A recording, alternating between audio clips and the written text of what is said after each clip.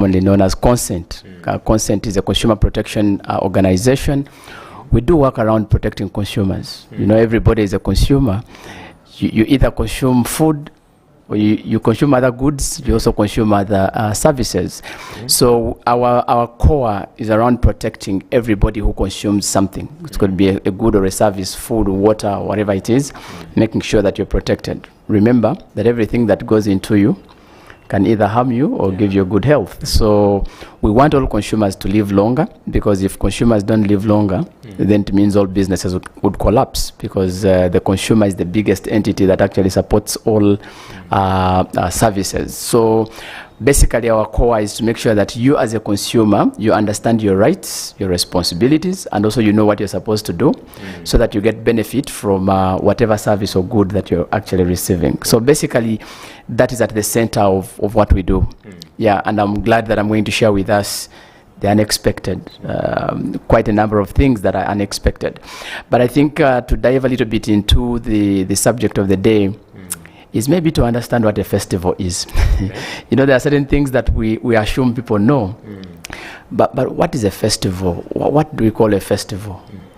And now that we are breaking off of festival season, I know that most of the organizations have already broken off, meaning that people have gone already into leave. And so we're going to run up to January around 4th or 5th. So these are about 15 or so days when someone is relaxed, you're free, you're home, you're doing this and the other. And unfortunately, you're also trying out everything you've never tried. So are you ready for those unexpected things during the festival season? Aware that a festival basically means a celebration. I just want to imagine that you're celebrating, you intend to celebrate, and you have diarrhea. Quite unfortunate. Can you imagine that? So you have gone for a festival, but you're busy diureting. You've gone for a festival, and then this is the season that you're getting hypertension or diabetes. And then you put it in food of human beings. And at the end of the day, our people, because they are eating in small amounts, you keep on eating small bits. 1 year down the road, accumulation of those things can lead to cancers. And that's why you see a lot of cancer cases. We even now have a whole department of cancer, actually an institute of cancer.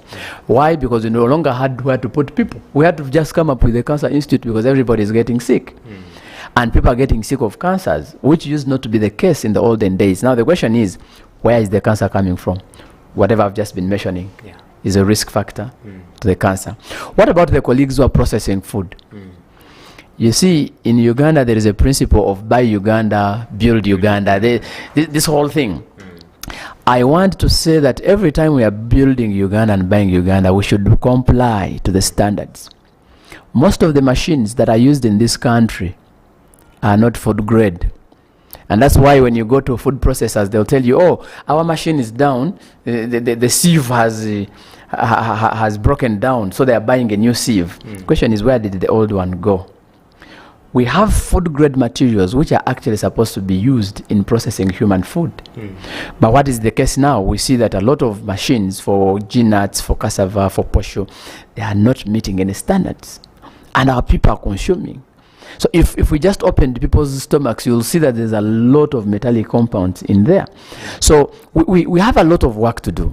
I have seen in communities such as the East, if you've gone to Mbale, you've gone to the East, Far East, you will find cassava, you'll find maize, you'll find food being dried on a tarmac road. I mean, this is common sense. Tarmac is made of tar. Tar, these are chemical compounds. If you consume the tar, you'll die, certainly. Now, you find a human being, an old man, an old woman, you think they have some bit of common sense. They're even going to church, by the way, or a mosque, and they get maize, they get cassava, and they put it on tarmac roads to dry. And their argument is, when I dry food on a tarmac road, it will dry faster, which is true. But I mean, you have moved to that place I'm talking about. All those regions I've gone to. And when you're in a car, you see what we used to call mirage in physics. You see once the heat, once the tarmac is heated, you see it melting, a little bit shining. Now that's where the food is. So every time this tarmac is melting, substantial amounts of tar are actually penetrating into the food. And what happens is that the consumer is going to eat this food, which food has tar, and cumulatively, you keep on killing the body cells, and you start having carcinogenic compounds in your body, and at the end of the day, we kill people. But just imagine, during the festival season, everybody is traveling up country, and then you find a whole lane of the road having maize. The buses are driving on top of that maize. The tar is going into the maize. Now, do you realize that there is a relationship between food safety and road safety? If there is maize on the whole lane of the road, where should the buses pass?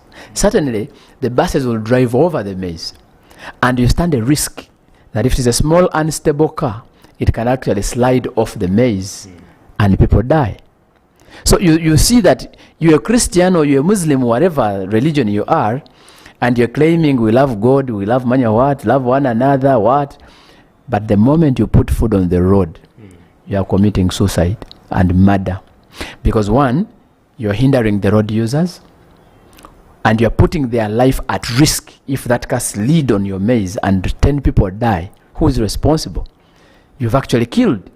Then on Sunday, you are busy. If you're Catholic, you are busy receiving sacraments. If you're Anglican, you are busy in the church receiving the body of Christ. If you're Muslim, you are busy, you are praying. What are you talking about? These are things that people are unconsciously doing. But also us as consumers, what are we doing to make sure that our food is not dried on the tarmac road? What are we doing to make sure that our food is handled in a manner that gives dignity to the consumer? We need to be the ones actually protecting our food. I want also to mention that any person who cooks food in a polythene bag commits murder. Anybody who gets a kavera, blue, over black, over green, whatever it is, and you put matoke there, you put posho there, you put rice there, and you put on fire. You are cooking your rice and in a kavera, you are committing murder. Why? Because the polythenes, these polythene bags are just made of thins. Thins are just chemical compounds that are not stable on heat. So every time you're putting thins on heat, they start melting. And when they melt, they start running out. That's why when you put a kavera on fire, you first see it expanding, meaning that these free radicals are running away. Now, when these chemicals want to run away, where do they end? If there is food in a kavera, certainly as they run away, they hit into the food. And so at the end of the day, people are consuming food containing things which are not supposed to be in the body. And at the end of the day, we see a lot of cancers. So ladies and gentlemen, the unconsciousness that we're talking about, whenever you're handling food, think about two things. Food is supposed to give you life. But the same food can kill you. So if you handled food well, it will certainly give you the life you deserve. Wow. Very interesting. Yes. And very alarming, actually. Yeah. I have done much of the learning than the hosting. Yeah, thanks. Thank you so much. This is really important information that every person out there needs. And if you're not paying attention, then please pay attention the more. Yeah. So we are going in for a very short break and return with this important discussion. Issues at hand, powered by Protea Hotel by Marriott Entebbe. Comfort and luxury at its best.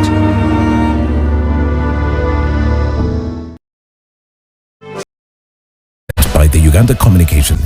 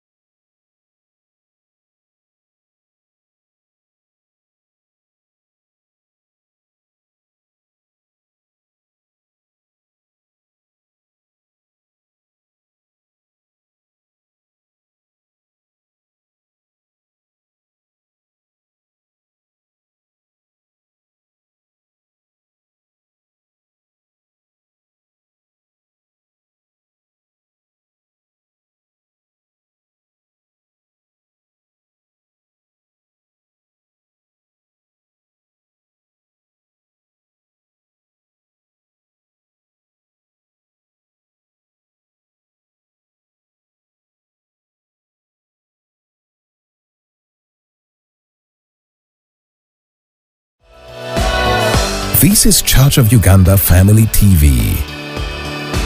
Enriching lives. Regulated by the Uganda Communications Commission. Issues at hand, powered by Protea Hotel by Marriott Entebbe. Comfort and luxury at its best.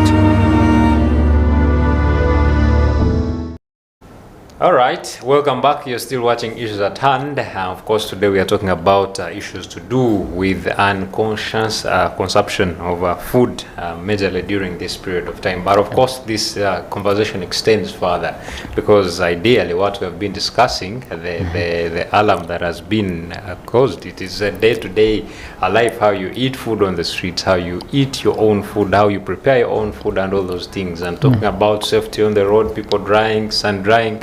Their food is also something that is going on. It's not just that it has been only in their festive season. So it is an all-round discussion. Use this information for your own health benefits in the future, and of course even targeting this period of time, the festive season. Now, question. Yes. Why do consumers tend to neglect food safety tips or food safety awarenesses, such sort of? In my opinion, it's the unconsciousness people have. It's about not being serious. You don't know what you want. Two, it's about not being informed of the repercussions of our actions. You see, I have to tell you that consumers seem not to be, either they don't know or they're just unserious. Or they don't know why they are doing particular things. Like I'm just going to take you shortly through a few things that consumers do just because they don't know. Can you imagine that there is good food on the street? You've seen potatoes. Yes. Someone has potatoes, yams, Roasted. well cooked, and they're on the street. But they're non-open. Oh. You get it? Very good food, but non-open. Now, a consumer sees the food, very good, Very unattractive. attractive, but just in open and on the road. Now, it is unseriousness that a consumer would buy that food, because the food has been on the street. I've seen the mandazi on the street there, just around the park, and it's just open like this. Now, the fumes from the cars, the dust from everywhere, there's so many hands. You've seen someone roasting maize and then you want to buy it. Then you see a consumer touching it. He's like, let me first check. He puts it on his skin to see whether it is still hot or something, and puts it back. I mean, it's just lack of, I don't want to call it common something, but it is just about unconsciousness that we have as consumers, not being serious. We don't know what we want. And I think it's high time that maybe the more we sensitize the people, the more they will actually learn about these things, and maybe they can be more conscious about how to do things. You go to Kalere, you will find a consumer who is old, 40 years. That one will be an adult. But he goes and buys tomatoes or whatever food on the ground. Suppose they assume that it is cheap, but the food is on the trench.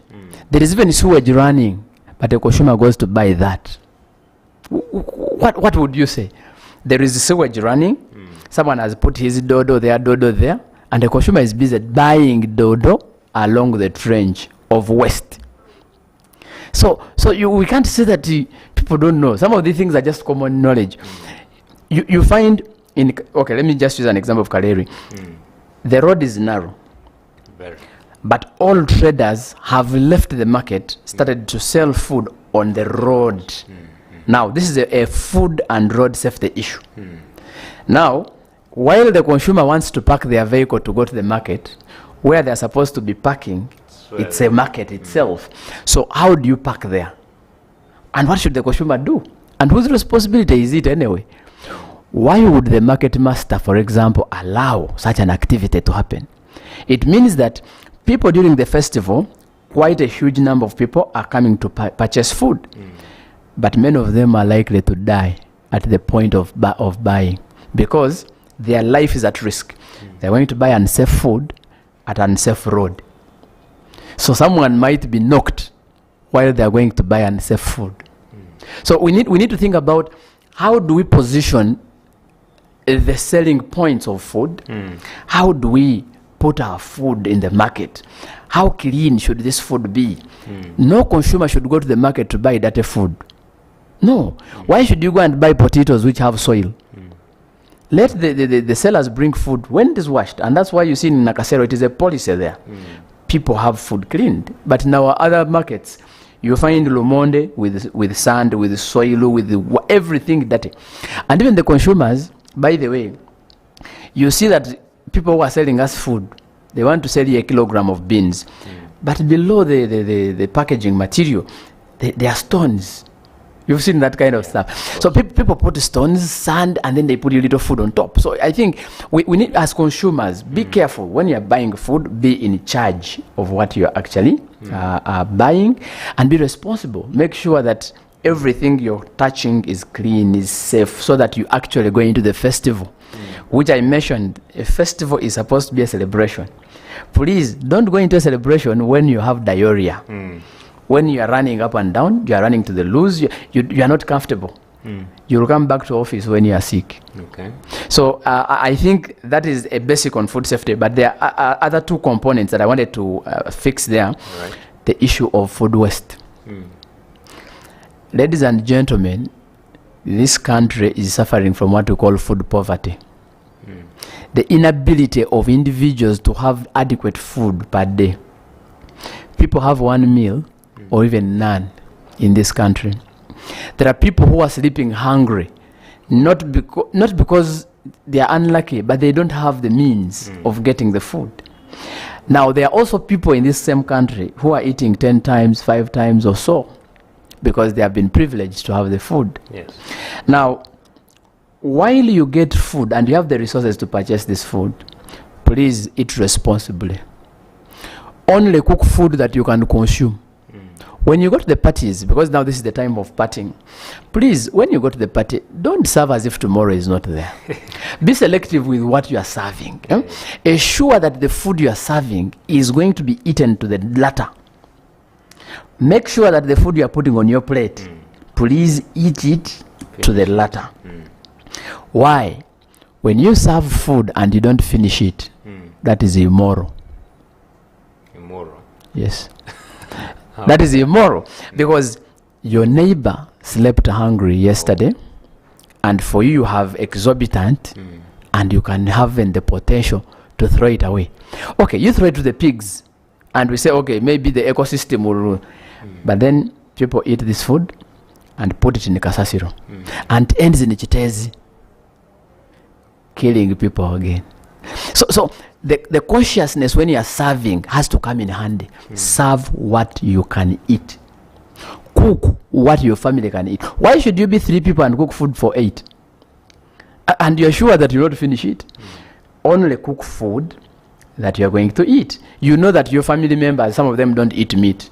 For example, a household has 5 people, but 3 of them don't eat meat. Why do you cook 3 kilograms of meat? Just cook enough for people to eat. No one must leave food on the plate. That's what we call food waste. We have seen in parties or weddings, we go there and you see 20 people go without food when 100 people have thrown food.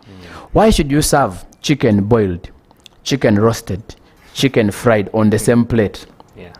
Why should you serve meat that is fried, deep fried, and boiled on the same plate?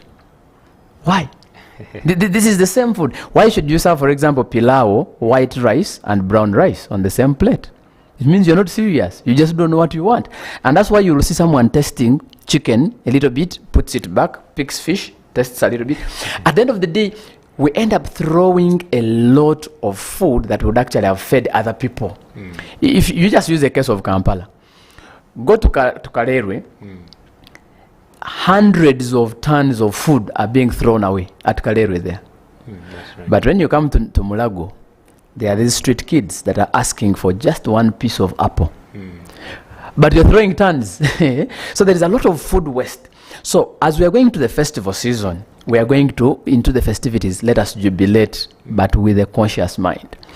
Prepare what is adequate for your family, for your friends, for your visitors. Don't exorbitantly prepare food because you want to show off that you are coming from Kampala. No, prepare what is enough, because after all, in January we are going to need that food and we shall not see it.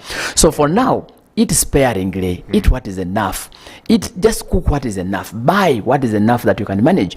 This business of buying too much food and you don't have a refrigerator, it is going to go bad and you throw it away. And yet there are people who badly need this food. So please don't serve too much, don't cook too much, eat just enough for you. Even if you eat more meals, I have no problem, but make sure that everything that you have cooked is consumed, everything you have served is eaten to the latter, so that we don't pour food, we don't waste food. By the way, food waste and food losses are one of the biggest problems we have on the continent that is actually propelling climate change. Did you know that? No. Go to Chitezi. You will see what I'm talking about. Every time you throw away tomatoes, for example, they will find themselves in Chitezi, heap up, and start generating methane, which is actually a very bad gas that we don't need in the atmosphere. And will start going there and it becomes an ozone gas. And at the end of the day, the more waste we have, the more we are compromising the environment. That is the truth of it. So food waste is one of the risk factors to climate justice. So you find that every time we increase the waste, we are actually affecting the environment, and so we are going to have these climate issues. And that's why people say, plant more trees. Why are we planting more trees? Actually, the campaign should be no food waste, so that we don't have a lot of accumulation of those gases that come from rotten stuff. Or we can get this food and maybe process it and make it into manure and utilize it. And maybe before we go to another short break, people should remember that non-communicable diseases are still with us, which are actually diet related. Diabetes, hypertension, high blood pressure, cancer, gout, all of those, arthritis, they are with us. Now, every time you consume a lot of sugar, excessive consumption of sugar, excessive consumption of salt, excessive consumption of fat, those three are called nutrients or ingredients of critical concern.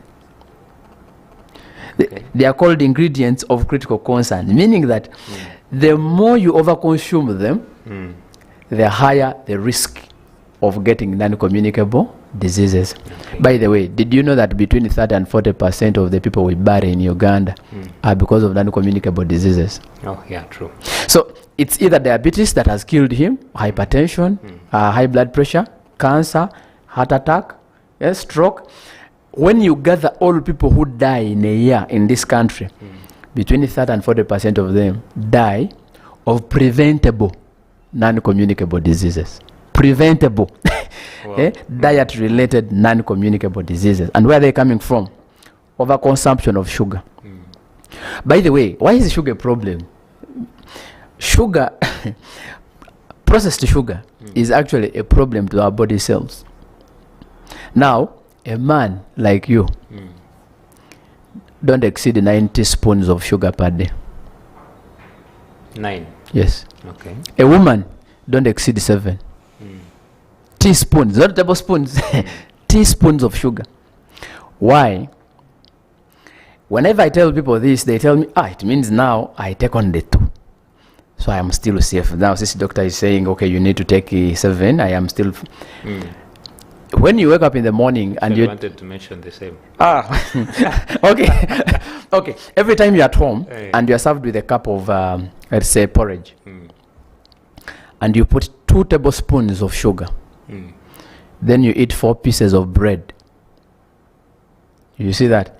There is no bread without sugar, by the way. So you have 4 pieces of bread, but you have 2 tablespoons in the porridge. Already, when you compute the amount of sugar in the 4 pieces of bread, you're already away from the norm of the day. Now, that is in the morning. Now maybe you go to town and you go to office, then they bring tea. You also add 2 spoons. And then, of course, with the cake. You see, with the cake or 2 pieces of cake, cake is sugar already, and tea you have 2 spoons. Now, in the afternoon there, you grab a bottle of soda. Now, when you take a bottle of soda, that is about 7 to 10 spoons. Just one bottle, just one bottle. You're taking 10 spoons of sugar or 9, between 7 and 10. So at the end of the day, before it is 2 o'clock, you've taken twice as much you would need. Of course, you'll go home in the evening tea. So at the end of the day, you've eaten over 20 or so spoons of sugar, and that continues Monday, Tuesday, up to Friday. So at the end of the day, you are consuming a lot of sugar. Now, every time you consume a lot of sugar, and your body is not using it because you are seated, you're in a taxi, you're in a chair, you want to get your jacket from there, the seat takes you there, so you are not spending the energy that you've eaten. The body converts excess energy into fat, and so it stores it as fat. Similarly to people who are consuming a lot of fats, a lot of salt. So salt is associated with hypertension. Fat and sugar are associated with overweight, which overweight is a risk factor to non-communicable diseases. That one I'll explain it another day when I come back. So what my call is, let us desist from consuming a lot of fat, a lot of salt, a lot of sugar, because those ones are a risk factor to the non-communicable diseases that we are talking about. Wow. Yes. Amazing. Now, as we head into this festive season, already we are in it. Yes. So what are those key takeaways you want to stick to the viewers' mind out there as they celebrate in this time? What are those a few things you want them to keep in mind? Ladies and gentlemen, choose food wisely, because during the festival season, you can be a candidate of getting non-communicable diseases if you are not careful with the food you are eating, the type of food you are eating. Let us minimize consumption of fat. We must minimize. If it were possible, we could even run away from it. But because you don't want to run away from it, minimize the consumption of fat. That is 2. 3, make sure that the salt you are taking is cooked, but minimal. This business of getting salt and you put on a raw mango, please desist from that. That is disease in itself. So please have minimal consumption of salt, have minimal consumption of fat, because I know that during this time, everyone wants to enjoy and you're eating every fat out there. Make sure that the fat is minimal. If you eat pilau, if you eat meat and the meat has oil, let the other things be boiled or steamed. As simple as that. So we're not telling you stop eating fat. Eat minimal fat, eat minimal salt, eat minimal sugar, as much as you can. 2, make sure that the food you're eating is safe. Please don't go to the street and just buy everything. Omusajja agora katambala, bakaita katambala, the chapati guy, he has a cloth, that cloth which is dirty, and he passes it on your chapati, and you're seeing, run away from it. You can only buy what you're seeing, and you're sure this is safe food. Only buy food that is safe. Cook enough food that is just enough. No food waste during this time, because we shall need that same food we are going to throw in January, just a few days. So let us ensure that whatever we are eating, we are conscious. Have a conscious mind when selecting food, when consuming food, when you're even moving to a party. Just be conscious. Know, what am I going to drink? What am I going to eat? What am I going to... And make sure that we eat a lot of vegetables. Let us eat a lot of fruits. Let us drink a lot of clean water. That is, to rehydrate. People are stressed. You can only eat vegetables and fruits and, have a lot of water. Let us reduce the juices that are commonly now on the market. Highly carbonated drinks. Let us desist from that. When our children are in holiday, desist from what you've been giving them, junk. Give them food, like give them cassava, give them potatoes, give them matoke, if it were possible, boiled. That would make a lot of sense. People go back to school when they are healthy, but for now, when you continue with this junk thing we are eating, people are going to put on a lot of weight, and when you put on a lot of weight, you become a candidate of non-communicable diseases, which never cure easily. So you keep spending money to treat something that you just gained in 10 days of Christmas festival. So it would be nice that our people, we focus on cleanness of the food, hygiene of the food, making sure that the food we are eating is actually safe. No overusing oil. Every time you use oil 2, 3, 4 times, it ceases to be oil. It is something else. So let us be careful. Let us be keen what are we putting in our mouth, because it can result into a disease that you are not going to manage so easily. So consumers, we shall keep sending you these messages on your phones, on your TVs. Please pay attention and listen to them, and also pose your questions. We can always be able to respond to those questions. So basically, that is the message. And I think that when you go to church or to the mosque during these festival seasons, I call upon the religious leaders, our priests, our religious, actually, instead of preaching love, preach the love of food, because there is nothing beyond that. No one stays a day without eating. People who plan to wash their vehicles, this is the last message I'm giving. Every time you wash your car in a river, you commit murder. Oh, yeah. Because these are petroleum products in your car, and you're washing it in people's water, and people are fetching right there. This is suicide. So we have to be cognizant of the neighbor. That is the love of the neighbor. When I'm selling, people in the market sell only food that is meant for human beings, sell food that is safe, desist from putting chemicals, desist from wrong preservation of food, so that you protect the people who are giving you the money. Imagine a consumer who dies. Every time you lose a consumer, the business person loses market. So it's very important that we protect our people who are supporting our businesses. We support our people who are actually giving us the money, who are coming to buy from us. So protect the consumers at any one point. After all, even you who is selling, you are actually a consumer of your own products.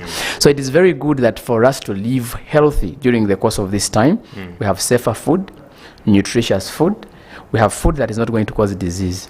And at the end of the day, we meet each other in 2025, live and clear, and doing our very best. Wow. Yeah. Unfortunately, time is against us, so I'm just going to request you give us your Christmas message as we head out of this place, just in a few seconds. Yes. Ladies and gentlemen, we wish you the best during the Merry Christmas, but also during the festival, and we wish you the Happy New Year as we proceed into 2025. We say that please let us go there safe, and we come back to 2025 when we are all live and kicking, and no disease that comes from consumption of unsafe food. Thank you so much, and have a blessed week. That has been wonderful and so educative. Yes, I hope you have paid much attention to the unconscious consumption of food. Christmas period is always a very funny one. You want to eat everything. I did not actually, my mind had skipped the issue of eating raw mangoes with salt. That is all deadly. I understand you're going to the villages, and this is what you're going to be doing. So please, desist from such. And thank you so much, Mr. Bernard. Of course, he is the program manager from Consent, which is Consumer Education Trust here. We appreciate the knowledge that you've instilled in us, and now I guess I'm now a changed person. Just like I told you, I did much of the learning than the hosting. I have to appreciate you. My name is Luke Majumba Alnaitre. We are powered by Protea Hotel by Marriott in Entebbe. Have a lovely day. We are still celebrating Christmas each and every day. Please be safe. Peace. Issues at hand, powered by Protea Hotel by Marriott Entebbe. Comfort and luxury at its best.